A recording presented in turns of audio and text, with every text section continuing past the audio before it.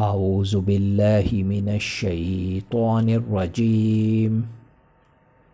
پناہ مانگتا ہوں میں اللہ کی شیطان مردود سے۔ بسم اللہ الرحمن الرحیم۔ شروع اللہ کے نام سے جو بڑا مہربان اور نہایت رحم والا ہے۔ السلام علیکم۔ ہمارے اس چینل پر دینی معلومات قرآن و حدیث کی روشنی میں بیان کی جا رہی ہیں۔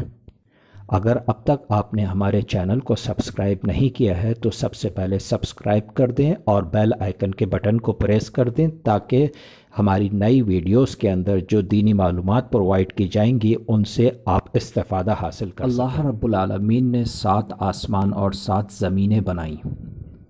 ان 7 آسمانوں کے نام اور رنگ یہ ہیں۔ پہلا آسمان، پہلے آسمان کا نام رقیہ ہے اور یہ دودھ سے بھی زیادہ سفید ہے۔ دوسرا آسمان، دوسرے آسمان کا نام فیدوم یا معون ہے اور وہ ایسے لوہے کا ہے جس سے روشنی کی شعاعیں پھوٹتی ہیں۔ تیسرا آسمان، تیسرے آسمان کا نام ملکوت یا ہاریون ہے اور یہ تانبے کا بنا ہوا ہے۔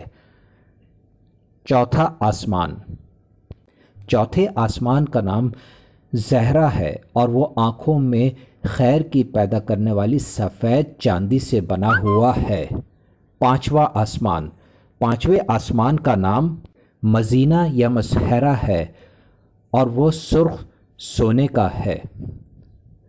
چھٹا آسمان، چھٹے آسمان کا نام خالصہ ہے اور وہ چمکدار موتیوں سے بنایا گیا ہے۔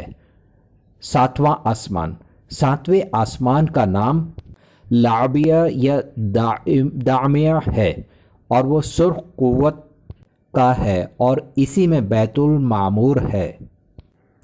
اسی طرح رب العالمین نے 7 زمینیں بنائیں جن کے نام کچھ اس طرح سے ہیں۔ زمین اول کا نام عدیمہ، زمین دوم کا نام بسیطہ، زمین سوم کا نام ثقیلہ، زمین چہرم کا نام بطیحہ، زمین پنجم کا نام متشاقلہ، زمین ششم کا نام معسکہ، زمین ہفتم کا نام سرا۔ اسی طرح سے اللہ رب العالمین نے جنت کے 8 دروازے رکھے۔ ان دروازوں کے نام کچھ اس طرح سے ہیں: باب الصلاح، باب الریان،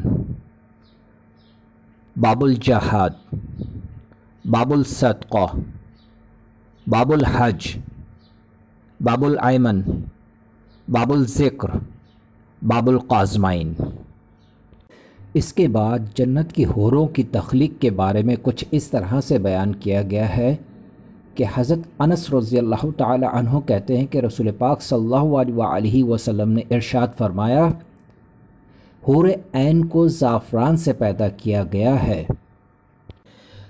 صحیح الترغیب کی حدیث ہے کہ رسول پاک صلی اللہ علیہ وسلم نے جنتی عورتوں کے حسن و جمال کا تذکرہ کرتے ہوئے فرمایا، ترجمہ کچھ اس طرح سے ہے: ہر جنتی کو 2 موٹی آنکھوں والی حوریں بطور بیویاں عطا کی جائیں گی۔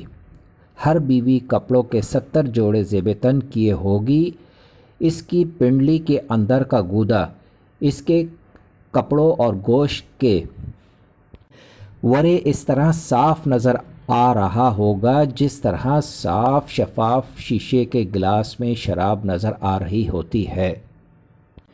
جنت ایک ایسا مقام ہے جہاں انسان کبھی بوڑھا نہیں ہوگا اور نہ ہی جنت میں انسان کو موت آئے گی، بلکہ وہ ہمیشہ زندہ رہے گا اور اللہ رب العالمین کی عبادت میں لگا رہے گا۔